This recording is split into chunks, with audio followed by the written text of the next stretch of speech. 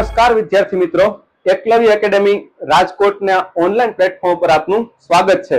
અહીંયા આપણે મહેનતની મોસમ સિરીઝ અંતર્ગત આજે ભારતીય બંધારણના સંસદના ટોપિક વિશે એમસીક્યુ ક્વેશ્ચન જે છે તે સોલ્વ કરીએ। તો ચાલો આગળ વધીએ।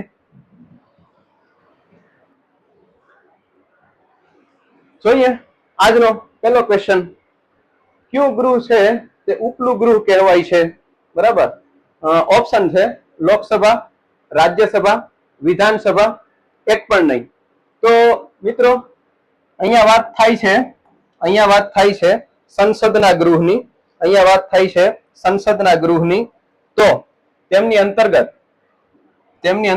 સંસદના ગૃહ વિશે જે વાત કરી છે, બરાબર, એમાં આપણે જોવા જઈએ કે ઉપલું ગૃહ, બરાબર ને, એમાં જોવા જઈએ તો આપણે ઉપલું ગૃહ એટલે રાજ્યસભા। ઉપલું ગૃહ એટલે રાજ્યસભા। અને રાજ્યસભાની જે વાત થઈ છે તો કે આર્ટિકલ 80 અંતર્ગત વાત થઈ છે, બરાબર।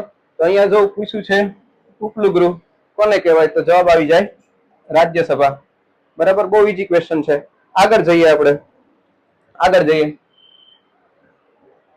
જઈએ। રાજ્યસભાના 1/3 સભ્યો, બરાબર ને, દર વર્ષે નિવૃત્ત થાય છે, દર 2 વર્ષે નિવૃત્ત થાય છે, દર 3 વર્ષે નિવૃત્ત થાય છે, પછી દર 4 વર્ષે નિવૃત્ત થાય છે।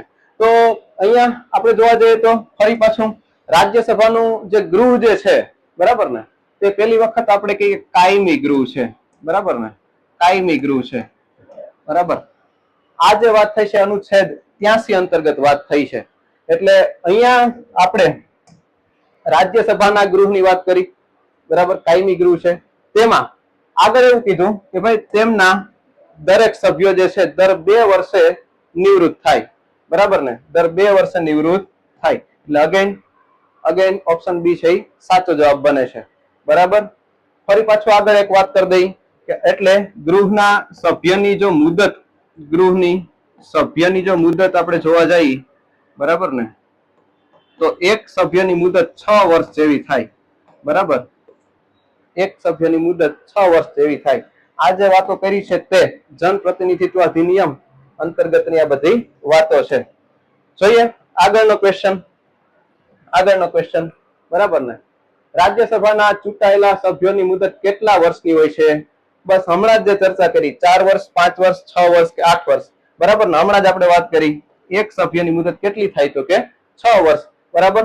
હમણાં જ આપણે જોયું, બરાબર, રિપ્રેઝન્ટેશન ઓફ પીપલ એક્ટ, જનપ્રતિનિધિત્વ અધિનિયમ શું કહે એના અંતર્ગત આ વાત કરી છે, બરાબર।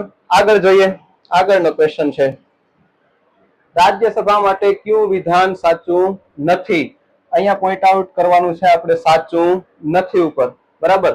તો રાષ્ટ્રપ્રમુખ હોદ્દાની રૂએ રાજ્યસભાના અધ્યક્ષ હોય છે, બરાબર। સંસદના ઉપલા ગૃહને રાજ્યસભા કહે છે। રાજ્યસભાના સભ્યની મુદત 6 વર્ષની હોય છે। અને રાજ્યસભાની રચના સૌપ્રથમ 3 ઓગસ્ટ 1952 કરાઈ હતી। તો અહીંયા મિત્રો જોવા જઈએ તો સંસદના ઉપલા ગૃહને રાજ્યસભા કહેવાય। હમણાં જ આપણે જોયું આર્ટિકલ 80 અંતર્ગતની વાતો, બરાબર, આર્ટિકલ 80 અંતર્ગતની વાતો જે છે તે, બરાબર।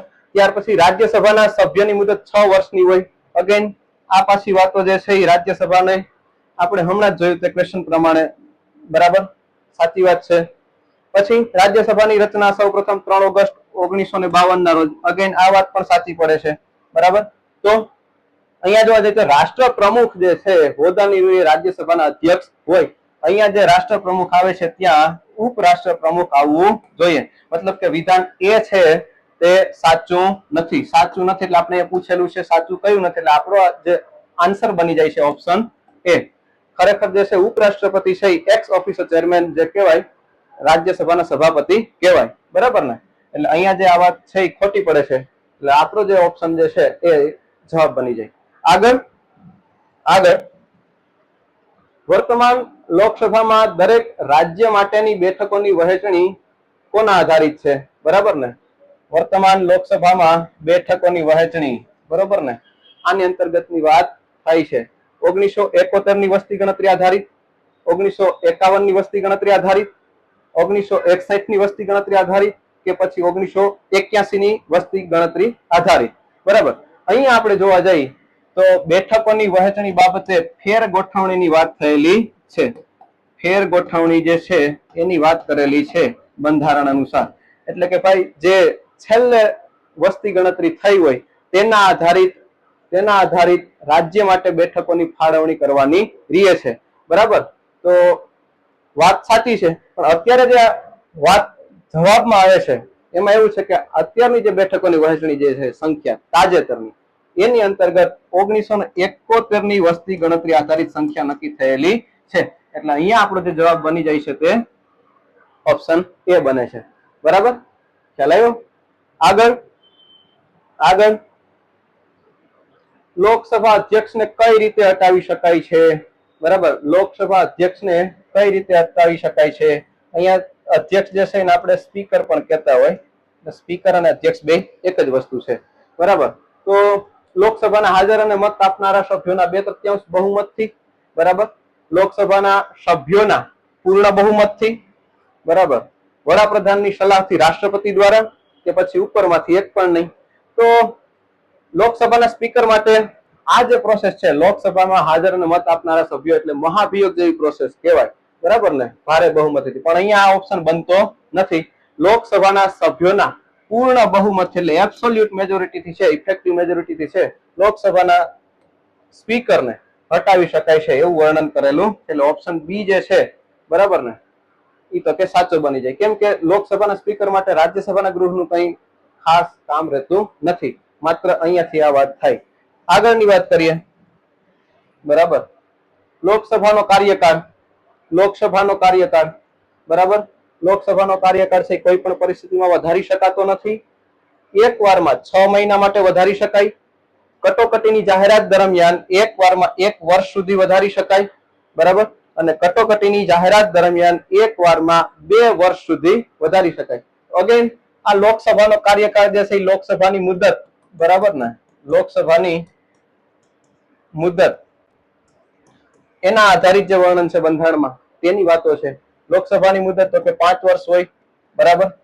ઈ પછી એનો કાર્યકાળ જે છે તે કટોકટીની જાહેરાત દરમિયાન 1 વર્ષમાં 1 વખત 1 વર્ષ સુધી વધારી શકેલો. ઓપ્શન જે સી જે છે એ સાચો જવાબ બની જાય. બરાબર. બાકીના જે ઓપ્શન જે છે કોઈ પણ પરિસ્થિતિમાં વધારી શકાતો નથી, ખોટો બની જાય. એક વારમાં 6 મહિના માટે અગેન ખોટું. બરાબર. 2 વર્ષ સુધી વધારી અગેન ખોટી વસ્તુ છે. બરાબર. આગળનો પ્રશ્ન જોઈએ. આગળનો પ્રશ્ન, ઓકે, આમાંથી કયો વિકલ્પ ભારતના બંધારણની 4થી અનુસૂચિ સાથે સંબંધિત છે? બરાબર ને.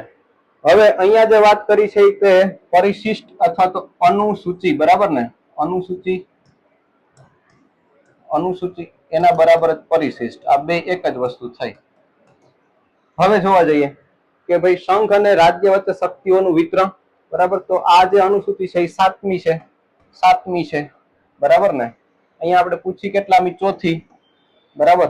બંધારણની માન્ય ભાષાઓ, અગેન આ 8મી અનુસૂચિ છે. બરાબર. રાઈટ. જનજાતિ ક્ષેત્રનો વહીવટ, તો અગેન આ 5મી અનુસૂચિ છે. બરાબર. રાજ્યસભામાં બેઠકોની વહેંચણી, બરાબર ને, ઈ પોતે તો કે 4થી અનુસૂચિ અંતર્ગતની વાતો છે. એટલે જે 4થી અનુસૂચિ રાજ્યસભામાં બેઠકોની વહેંચણી, ઓપ્શન ડી છે તો કે જવાબ બની જાય. બરાબર. ફેક્ટ બેઝનો પ્રશ્ન છે. આગળની વાત કરી. લોકસભા માટે ઓછામાં ઓછા કેટલા સત્ર બોલાવવા જરૂરી છે? બરાબર. લોકસભામાં ઓછામાં ઓછા કેટલા સત્ર બોલાવવા જરૂર છે? વર્ષમાં 1 વાર, વર્ષમાં 2 વાર, વર્ષમાં 3 વાર, વર્ષમાં 4 વાર. તો અહીંયા મિત્રો બંધારણમાં જે જોગવાઈ છે તેમાં એવી રીતના લખેલું છે કે 6 મહિનાની અંદર 6 મહિનાથી વધુ ન થાય, 6 મહિનાથી વધુ સમય ન થાય તે પેલા સત્ર બોલાવવું. બરોબર. એનો મતલબ એ છે કે મિનિમમ વર્ષમાં 2 વાર, બરાબર, મિનિમમ વર્ષમાં 2 વાર તો મળવું જોઈએ. એથી વધારે મળે તો કઈ વાંધો નથી. એટલે અહીંયા જે વર્ણન છે એ પ્રમાણે જવાબ બની જાય આપણો ઓપ્શન બી, વર્ષમાં 2 વાર તો મળવું જ જોઈએ. બરાબર. બોલાવવા જરૂરી છે તો કે 2 વાર તો મળવું જ જોઈએ. બરાબર. આગળની વાત છે લોકસભામાં રાજ્યોને કયા આધારે બેઠકો વેચવામાં આવે છે? જનસંખ્યાના આધારે, ક્ષેત્રફળના આધારે, ભાષાના આધારે કે ગરીબીની? અગેન આ જે છે વસ્તીના આધારે એટલે જનસંખ્યાના આધારે છે. બરાબર, બહુ ઈઝી ક્વેશ્ચન છે. જનસંખ્યાના આધારે તો કે બેઠકોને છે તો કે વેચવામાં આવે છે. બરાબર. ત્યાર પછીની વાત જે છે તે સંસદમાં કોઈ પણ ગૃહના સભ્ય પરવાનગી વિના કેટલા દિવસ ગેરહાજર રહે તો ગૃહ બેઠક ખાલી જાહેર કરી શકે? ઓકે, અહીંયા વાત જે કરીએ આપણે કે ભાઈ ગૃહની અંદર ગેરહાજર રહેવા માટે દિવસો કેટલા ગેરહાજરીના છે, વાત તો એ છે. પણ પેલી વખત એ કહી દઈએ કે અહીંયા ગેરહાજર રહેવું હોય તો જે તે ગૃહના સભ્ય જે છે તેમને જે તે ગૃહના સભાપતિ અથવા તો અધ્યક્ષ એની પરવાનગી લેવી પડે. બરાબર, રાજ્યસભા હોય તો સભાપતિ અને લોકસભા હોય તો સ્પીકરની. બરાબર, એના અંતર્ગત માની લો કે ગૃહ બેઠક જે ખાલી કરવાની વાત કરી છે તેમાં 60 દિવસ માટે, બરાબર, જવાબ આવે છે 60 દિવસ માટે. બરાબર, 60 દિવસ જેટલા દિવસો પરવાનગી વિના માની લો કે ગેરહાજર રહી તો બરાબર કઈ એ પછી જે ગેરહાજર રહી તો ગૃહની બેઠક ખાલી કરવી પડે.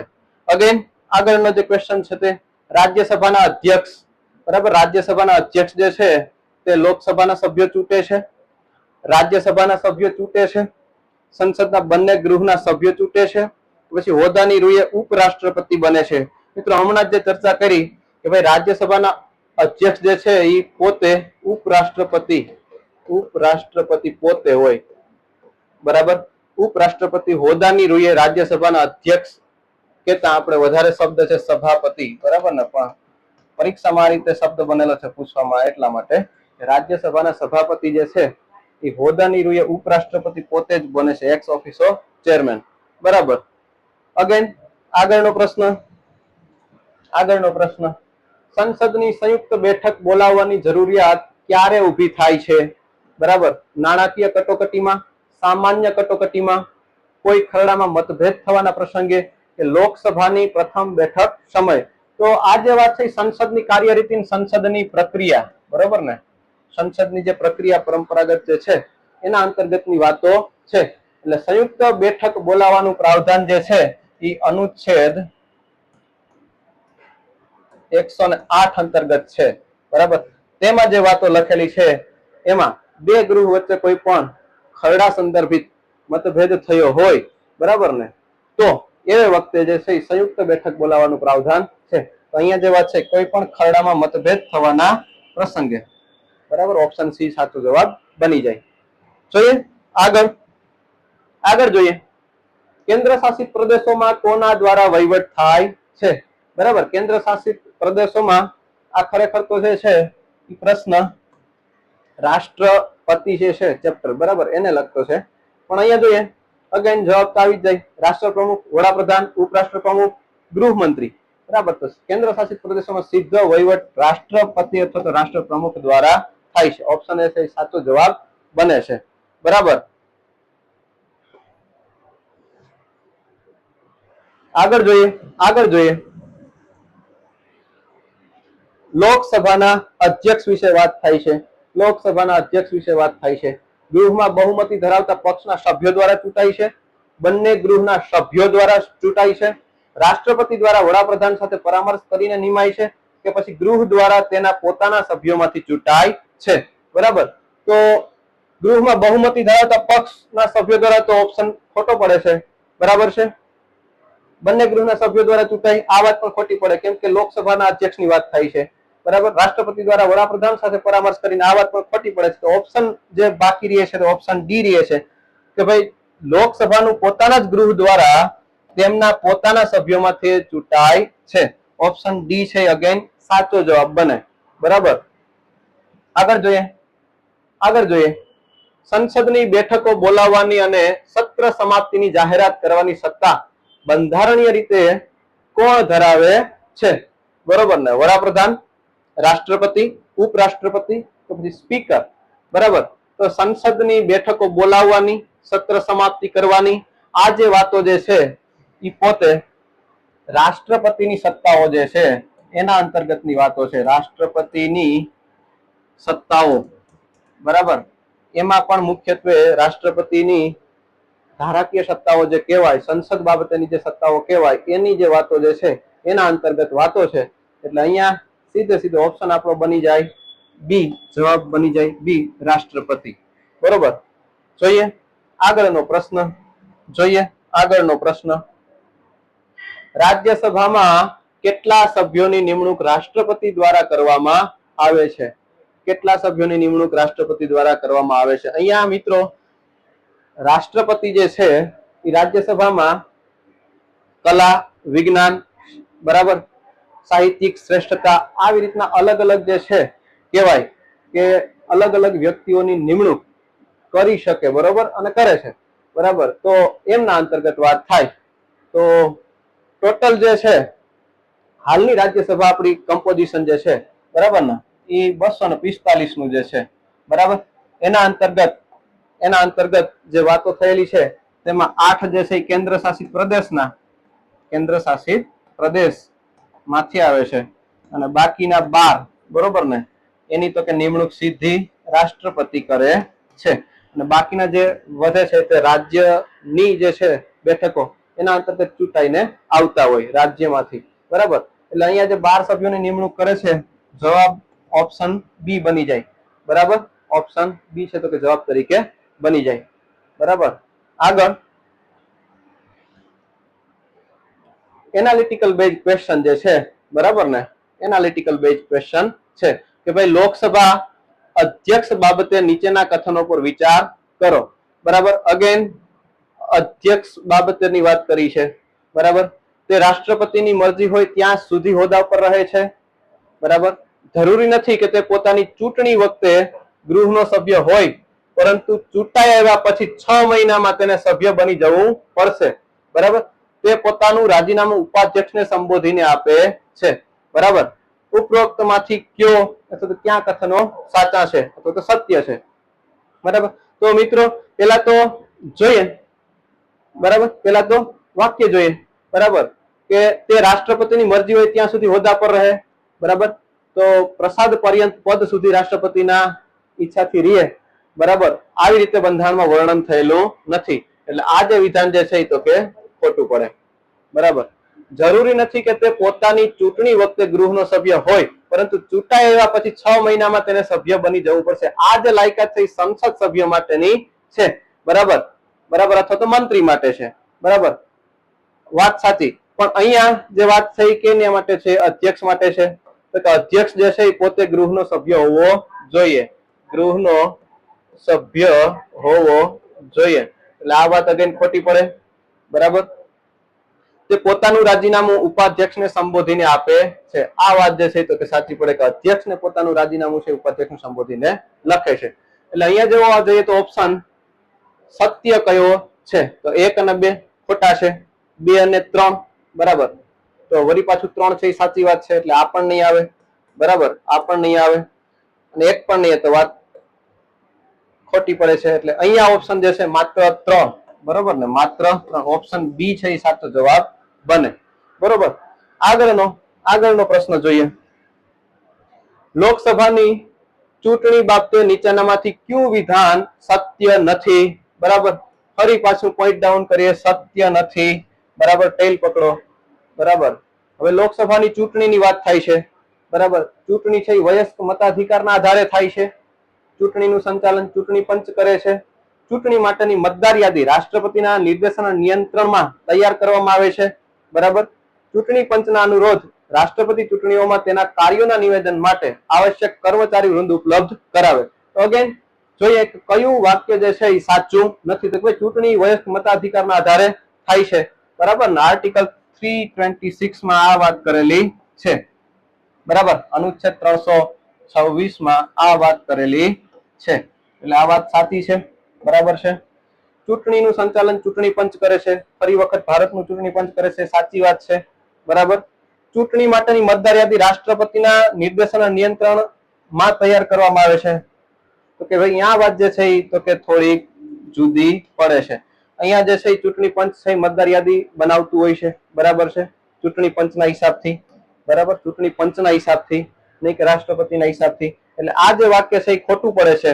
બરાબર, આ વાક્ય ખોટું પડે છે, બરાબર, પણ આપણે સત્ય નથી, બરાબર ને, ઓટોમેટિકલી આ વાક્ય તો સાચું છે ઓલરેડી, એટલે જવાબ આવે નહીં. કે ભાઈ ચૂંટણી પંચનો અનુરોધ રાષ્ટ્રપતિ જે છે ચૂંટણીઓમાં તેના કાર્યોના નિવેદન માટે આવશ્યક કર્મચારીઓને ઉપલબ્ધ કરાવે. વાત સાચી છે, પણ અહીંયા જે ઓપ્શન બને છે કે સત્ય નથી, બરાબર, એટલે જવાબમાં છે ત્રીજું વાક્ય ઓપ્શન સી છે એ વાક્ય ખોટું પડે છે, એટલે સત્ય નથી, એટલે ઓપ્શન સી, બરાબર, જવાબ આવી જાય ઓપ્શન સી. બરાબર, આગળનો પ્રશ્ન જોઈએ. આગળનો પ્રશ્ન જોઈએ. અગેન થોડાક લાંબા પ્રશ્નો લાગે, બરાબર. નીચેનામાંથી કયા વિશેષાધિકારો ભારતના બંધારણ દ્વારા રાજ્યસભાને આપવામાં આવ્યા છે? બરાબર, હવે વિશેષાધિકારોની વાત થાય છે, બરાબર. સંસદના જે આપણો જે બંધારણમાં વર્ણન છે તેમાં સંસદ સભ્યોની ગેરલાયકાતો અને સંસદના ગૃહના અને સંસદ સભ્યના વિશેષાધિકારો બાબતેની વાત કરવામાં આવી છે. એના અંતર્ગતની આ વાત છે, બરાબર. તો જોઈએ, બરાબર. રાજ્યના વર્તમાન રાજ્ય ક્ષેત્ર પરિવર્તન કરવું અને રાજ્યના નામમાં પરિવર્તન, બરાબર. સંસદને રાજ્ય યાદીમાં નિયમ બનાવવા અને એક અથવા વધુ અખિલ ભારતીય સેવાના સર્જન માટે સશક્ત બનાવવા હેતુ પ્રસ્તાવ પસાર કરવો, રાષ્ટ્રપતિની ચૂંટણી પ્રક્રિયામાં સુધારો કરવો અને રાષ્ટ્રપતિની સેવા નિવૃત્તિ પછી તેનું પેન્શન નક્કી કરવું, બરાબર. ચૂંટણી પંચના ક્રિયાકલાપોનું નિર્ધારણ કરવું અને ચૂંટણી કમિશનરોની સંખ્યા નક્કી કરવી. અહીંયા પર્ટિક્યુલર કોની વાત થાય છે? તો કે રાજ્યસભાની વાત થાય છે, નહીં કે આખી સંસદ, બરાબર. તો પર્ટિક્યુલર જો રાજ્યસભાની વાત થતી હોય તો રાજ્યસભાના પાવર વિશેની વાત કરી, બરાબર, એના વિશેષાધિકારની વાત કરી છે, બરાબર. તો રાજ્યના વર્તમાન રાજ્ય ક્ષેત્રમાં પરિવર્તન કરવું પડે તો સંસદની જરૂર પડે, નહીં કે એકલું રાજ્યસભા, બરાબર. રાષ્ટ્રપતિની ચૂંટણી પ્રક્રિયામાં સુધારો, સંસદની જરૂર પડે, નહીં કે એકલું રાજ્યસભા, બરાબર. ચૂંટણી પંચના ક્રિયાકલાપોનું નિર્ધારણ, સંસદની વાત થાય, નહીં કે એકલું રાજ્યસભા. તો અહીંયા જે વાત છે બાકી વધે ઓપ્શન બી, બરાબર, કે ભાઈ સંસદને રાજ્ય યાદીમાં નિયમ બનાવવા અને એક અથવા વધુ અખિલ ભારતીય સેવાના સર્જન માટે સશક્ત બનાવવા હેતુ પ્રસ્તાવ પસાર કરવો. તો વાત એ છે કે અહીંયા જે રાજ્ય યાદીના વિષયની અંદર વાત આવી, તો રાજ્યસભા ગૃહ જે છે પોતે એ જ તો કે રાજ્યોનું, બરાબર, પ્રતિનિધિત્વ કરે છે ગૃહમાં, સંસદમાં, એટલે આ વાત યોગ્ય છે. વાત નંબર બીજી, બરાબર, Akhil Bharatiya all India services જે કહેવાય એના સર્જન માટે થઈ, બરાબર, અનુચ્છેદ 312 અંતર્ગત સ્પેશિયલ પાવર આપેલા છે, બરાબર, રાજ્યસભાને. અગેન આ વાત સાચી પડે, એટલે ઓપ્શન બી જે છે તો કે જવાબ સાચો ગણાય, બરાબર. આગળ જોઈએ. રાષ્ટ્રહિતમાં ભારતની સંસદ રાજ્ય યાદીના કોઈ વિષય પર કાયદો બનાવવાની શક્તિ પ્રાપ્ત કરી લે છે જો તેના માટે એક સંકલ્પ, બરાબર, લોકસભા દ્વારા પૂર્ણ બહુમતીથી પ્રસ્તાવ પસાર કરવામાં આવે છે, લોકસભા દ્વારા વિશેષ બહુમતી પ્રસ્તાવ પસાર કરવામાં આવે, રાજ્યસભા દ્વારા પૂર્ણ બહુમતી પ્રસ્તાવ પસાર કરવામાં આવે, કે રાજ્યસભા દ્વારા હાજર રહીને મત આપનારા ઓછામાં ઓછા 2/3 સભ્યોના બહુમતથી પ્રસ્તાવ પસાર કરવામાં આવે. અગેન અહીંયા આપણે વાત કરી કે ભારતની સંસદ છે અને રાજ્ય યાદીના કોઈ પણ વિષય ઉપર, બરાબર, વાત કોની છે? બરાબર, અહીંયા જે વાત થઈ છે તે કોઈ પણ રાજ્ય યાદીના વિષય ઉપર કાયદો ઘડવાની સત્તા કેન્દ્રની છે, બરાબર ને, એના ઉપર વાત થઈ છે. તો અહીંયા અત્યારે વાત કરીએ તો અગેન રાજ્ય સભા જે છે તે રાજ્યોનું કેન્દ્રમાં પ્રતિનિધિત્વ કરે, બરાબર. એટલે ફરી વખત અહીંયા ઓપ્શન ડી જે છે તો કે જવાબ સાચો બની જાય, બરાબર. એના માટેની જે પ્રક્રિયા છે કે ભાઈ કોઈ પણ વિષય ઉપર પ્રસ્તાવ પસાર કરવો હોય તો કેવી રીતે, કેવી બહુમતી જોઈએ, એનું વર્ણન અહીંયા કરેલું છે. એટલે અગેન ઓપ્શન ડી જે છે એ સાચો જવાબ બની જાય, બરાબર. આગળનો પ્રશ્ન આપણે જોઈએ કે ભાઈ ભારતના બંધારણ અંતર્ગત નીચેનામાંથી કયા અનુચ્છેદ મુજબ સંસદને રાજ્ય યાદીના વિષયમાં કાયદો બનાવવાની શક્તિઓ છે? બરાબર, સંસદને રાજ્ય યાદીના વિષયમાં કાયદો બનાવવાની શક્તિ. અગેન આ જે વાત જે છે તે તો કે કેન્દ્ર રાજ્ય સંબંધો એના અંતર્ગતની વાતો છે, બરાબર. સેન્ટર સ્ટેટ રિલેશન જેને કહેવાય, સેન્ટર સ્ટેટ રિલેશન, બરાબર, આના અંતર્ગતની વાતો છે. 3 પ્રકારના સંબંધો જે છે તો કે કેન્દ્ર રાજ્યના સંબંધો અંતર્ગત વાત આવે. કેન્દ્ર રાજ્યના ધારાકીય સંબંધો, કેન્દ્ર રાજ્યના નાણાકીય સંબંધો અને કેન્દ્ર રાજ્યના વહીવટી સંબંધો. તો એની અંતર્ગત અહીંયા જે વાત કરી છે કે ભાઈ સંસદને રાજ્ય યાદીના વિષયમાં કાયદો બનાવવાની સત્તા, એટલે આ જે વાત થઈ તે ધારાકીય સંબંધોની, કેન્દ્ર રાજ્યના ધારાકીય સંબંધોની વાત થઈ. બરાબર, ધારાકીય સંબંધોની વાત છે તે અનુચ્છેદ 245 થી લઈ અને 55 સુધીની વાત છે. તો અહીંયા જોવા જઈએ તો અનુચ્છેદ 245 થી 255 ની વચ્ચે 249 એક આવે છે. અનુચ્છેદ 249 અંતર્ગત આ વાત થયેલી છે. એટલે ઓપ્શન ડી જે છે એ સાચો જવાબ બને. અગેન આપણે કહેવા જઈએ તો અનુચ્છેદ 115 તો કે એની અંદર તો ગ્રાન્ટ ની વાત થઈ છે. ગ્રાન્ટ, બરાબર, અનુદાન જેને કહેવાય, બરાબર ને, એની વાત થઈ છે. અનુચ્છેદ 226, બરાબર, હાઈકોર્ટની રીટ બાબતે વાત થઈ છે. બરાબર ને, હાઈકોર્ટની રીટ બાબતે વાત થઈ છે. બરાબર. અનુચ્છેદ 116, ભાઈ અનુચ્છેદ 116 માં શેની વાત થઈ છે તો કે ભાઈ વોટ ઓન અકાઉન્ટ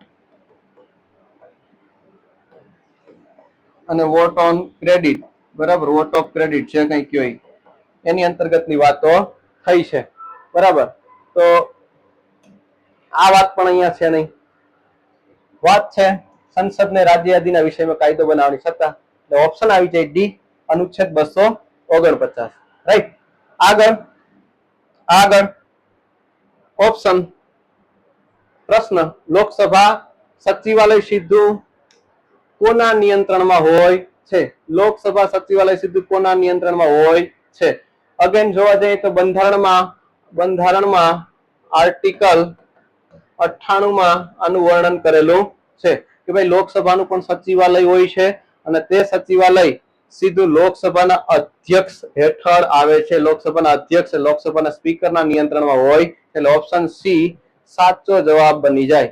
બરાબર, ઓપ્શન સી સાચો જવાબ બની જાય. નહીં કે કેન્દ્રીય ગૃહ મંત્રાલય, સંસદીય બાબતોનું મંત્રાલય કે વડાપ્રધાન. બરાબર, ઓપ્શન સી લોકસભાના અધ્યક્ષ, બરાબર, સાચો જવાબ બની જાય. આગળ પ્રોટેમ સ્પીકર. બરાબર, પ્રોટેમ સ્પીકરની ફરજ છે કે, તો મિત્રો પહેલા તો પ્રશ્ન જોવા જઈએ, પહેલા પ્રોટેમ સ્પીકર વિશે થોડી વાત કરી લઈ. પ્રોટેમ સ્પીકર જે છે તે તો કે અસ્થાયી સ્પીકર જે છે અથવા તો સામયિક સ્પીકર જે છે કહેવાય. બરાબર ને, એને કહેવાય પ્રોટેમ સ્પીકર. બરાબર, પ્રોટેમ સ્પીકર નું કામ શું છે તો કે ભાઈ ખરેખર જોવા જઈએ તો જે લોકસભા જે છે, જૂની લોકસભા, એના અધ્યક્ષ જે કહેવાય અથવા તો સ્પીકર છે એ કાર્યકાળ એનો ચાલુ હોય. પણ ક્યાં સુધી ચાલુ હોય તો કે જ્યાં સુધી નવી લોકસભાની પ્રથમ બેઠક મળે નહીં ત્યાં સુધી. એટલે પ્રથમ બેઠક મળે ત્યાં સુધીની જે વાત છે તો કે જૂની લોકસભાના અધ્યક્ષનું કાર્યકાળ કહેવાય. હવે વાત આવે નવી લોકસભા મળે, નવી લોકસભાની બેઠક મળે ત્યારે સંચાલન કોણ કરે? તો ઈ જે સંચાલન જે છે, બરાબર, પ્રથમ બેઠકનું, તે તો કે પ્રોટેમ સ્પીકર જે છે કરતા હોય છે. પ્રોટેમ સ્પીકરની નિમણૂક કોણ કરે તો કે ભાઈ ભારતના રાષ્ટ્રપતિ કરે.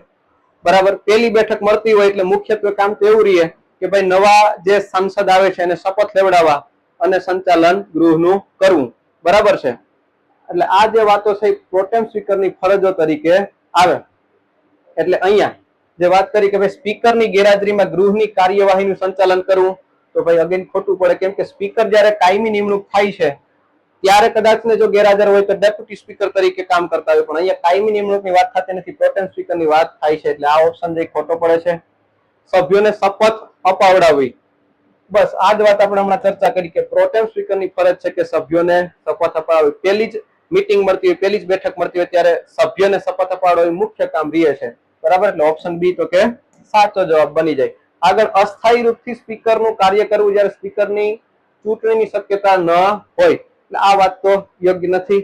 અને માત્ર સભ્યોની પસંદગી અને મંત્રાલયને ચકાસવા, આ વાત પણ એની પ્રોટેમ સ્પીકરની ફરજમાં આવતી નથી. એટલે અગેન ઓપ્શન બી છે એ સાચો જવાબ બની જાય, સભ્યોને શપથ અપાવડાવવી. બરાબર, આગળનો પ્રશ્ન જોઈએ. બરાબર, ફરી વખત એનાલિટિકલ બેઝનો ક્વેશ્ચન. બરાબર, નીચેના કથનો પર વિચાર કરો. બરાબર, કઈ બાબતેના તો કે ભાઈ કેન્દ્ર શાસિત પ્રદેશોનું રાજ્યસભામાં પ્રતિનિધિત્વ હોતું નથી. ચૂંટણી સંબંધિત વિવાદોનો નિર્ણય કરવો એ મુખ્ય ચૂંટણી કમિશનરના અધિકાર ક્ષેત્રમાં છે. ભારતના બંધારણ અનુસાર સંસદમાં માત્ર લોકસભા અને રાજ્યસભા હોય છે. ઉપરોક્તમાંથી ક્યુ કથન અથવા તો કથનો સાચા છે? બરાબર. ફરી વખત મિત્રો કથન ઉપર આપણે જોઈએ, ચર્ચા કરીએ. ભાઈ, કેન્દ્ર શાસિત પ્રદેશોનું રાજ્યસભામાં પ્રતિનિધિત્વ હોતું નથી. તો આ વાત જે છે એ ખોટી પડે છે. શું કામે? તો કે અહીંયા આપણે જોઈએ તો દિલ્હી, પોંડિચેરી આ જે છે બરાબર કેન્દ્ર શાસિત પ્રદેશો એનું રાજ્યસભામાં પ્રતિનિધિત્વ છે, રાજ્યસભામાં પોતાની બેઠકો છે. બરાબર. એટલે આ જે વાક્ય છે તો કે ખોટું પડે છે. બરાબર. પછી ચૂંટણી સંબંધિત વિવાદોનો નિર્ણય કરવો બરાબર એ મુખ્ય ચૂંટણી કમિશનરના અધિકાર ક્ષેત્રમાં છે. અહીંયા સ્પષ્ટતા નથી. અને બીજી વાત એ છે કે સંસદની ચૂંટણી, સંસદ સભ્યની ચૂંટણી હોય તો હાઈકોર્ટ કે સુપ્રીમ કોર્ટની અંદર આ બાબતનો વિવાદનો નિર્ણય લેતું હોય. બરાબર. એટલે અગેન આ વાત પણ ખોટી પડે છે. બરાબર. વાક્ય નંબર 2 કથન ખોટું પડે છે. ભારતના બંધારણ અનુસાર સંસદમાં માત્ર લોકસભા અને રાજ્યસભા હોય છે. મિત્રો, લોકસભા, રાજ્યસભા બરાબર બે તો હોય જ છે, પણ ત્રીજું જે વાત છે બરાબર ને, આ ત્રીજી જે વાત છે એ કોણ? તો કે રાષ્ટ્રપતિ. એટલે સંસદના 3 અંગો છે. ભારતની સંસદના 3 અંગો છે: લોકસભા, રાજ્યસભા અને રાષ્ટ્રપતિ. અગેન આ વાક્ય પર ખોટું પડે. તો મિત્રો ઓપ્શન ની અંદર જોવા જઈએ માત્ર એક, તો કે નહીં, વાક્ય ખોટું છે. આપણે શું જોવાનું છે? સાચું કથન. સાચું છે નથી. 2 અને 3 સાચા છે નથી. બરાબર. 1 અને 3 જોઈ લો, 1 અને 3 સાચા છે તો કે નહીં, એક પણ વાક્ય સાચું નથી. તો અગેન ઓપ્શન જે આવી જાય તે આવી જાય, એક પણ નહીં. બરાબર. દરેક વાક્ય ખોટા છે. એટલે ઓપ્શન ડી છે એ સાચો જવાબ બની જાય. બરાબર. એટલે આ રીતે જે છે તે આપણે અહીંયા ક્વેશ્ચન જે સિરીઝ જે છે એનું પૂર્ણાવતિ કરીએ. બરાબર. Thank you. અહીંયા એકલવ્ય એકેડેમીની અંતર્ગત બરાબર ઓફલાઈન બેન્ચીસ પણ ચાલુ છે. બરાબર. ખાખી માટે તો 2 બેન્ચની તો લગભગ ભવ્ય સફળતા બાદ 3જી બેન્ચ શરૂ થઈ ગઈ છે. બરાબર. જોડાવા માટે વહેલા તે પહેલા ધોરણે સંપર્ક કરો. Thank you.